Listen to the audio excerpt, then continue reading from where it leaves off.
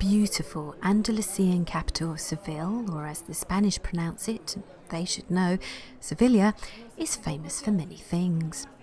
Flamenco, Carmen, the Barber, the Marriage of Figaro, oranges, bullfighting, and also, unexpectedly, the Spanish Inquisition. Established here at the Castillo de San Jorge in 1481, the Tribunal of the Holy Office of the Inquisition aimed to convince non-Christian citizens to convert to Catholicism and stamp out heresy in the Spanish kingdom. Thousands were tortured mercilessly and many died under the Inquisition's barbaric practices. Today little is left of the original Castillo, and thankfully the only suffering now seen here is on the faces of these exhibited statues of Jesus next to the foundations, and the only butchery performed here is at the delicatessens of the market hall now built on the site. Catholicism, however, has certainly not disappeared in Seville. Believed to be the world's largest Gothic cathedral, a statistic easy to believe once inside it, is the Catedral de Santa Maria de la Sede, loosely translated as the Cathedral of St. Mary of the Most High. A statue of the patron saint can be seen in the cathedral's stunning main chapel, if one can find her amongst the hundreds of other biblical figures making up this huge 500-year-old gilded altarpiece.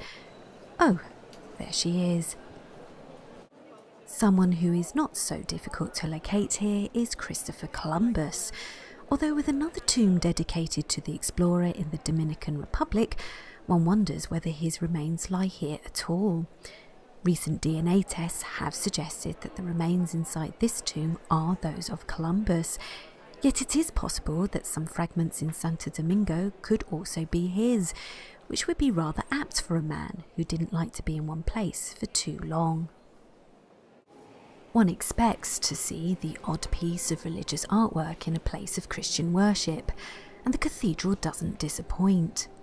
It exhibits an impressive collection, mainly by some of Spain's finest masters, including Zurbarán, Murillo, and of course Goya. Yet I think it is safe to say that one is unlikely to expect to see a stuffed crocodile on display in such places. This one is a replica of the reptile gifted to King Alfonso X by the Sultan of Egypt in the 13th century. The model is very popular with visitors who do like to take lots of snaps of him. Get it? Crocodile snaps. Oh dear. Most of the cathedral was built in the 15th century on top of what was left of a 12th century mosque. Yet thankfully the Christian architects chose to hold on to the mosque's huge minaret, which today is now known as the Giralda. Although the uppermost viewing platform and belfry are 16th century additions, most of the decorative brick structure was built under the Almohad Caliphate. Inside, visitors can climb up to the belfry via a series of cobbled ramps, originally designed to allow guards to make the same journey on horseback.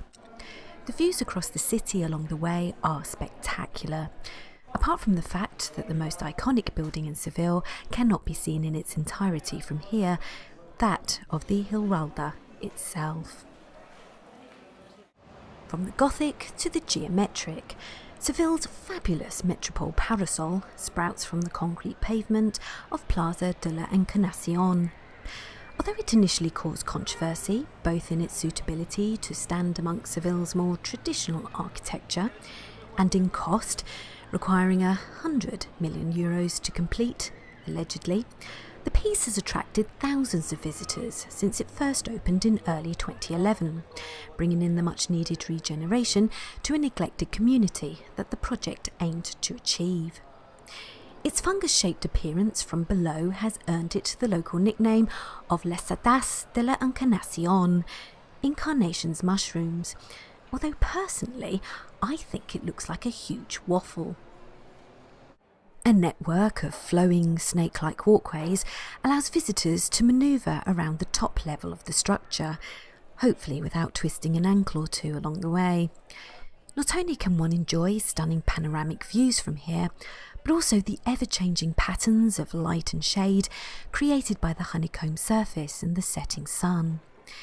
Jürgen Mayer's design, reputed to be the largest wooden structure in the world, may not be to everyone's taste, but it is fast becoming another iconic attraction for Seville to boast about. Is this the officers' bar in Cairo frequented by Lawrence of Arabia? Or is it the palace of the dictator, Admiral General Aladdin of the Republic of Wudea? Or even the royal palace of Theed on the planet of Naboo? Or maybe just a place for Simply Red's Mick Hucknall to let his dreadlocks down? Don't get me started on that. No, this is Seville's Plaza de Espana in Parque de Maria Lucia, which has appeared in a handful of movies and pop videos over the years.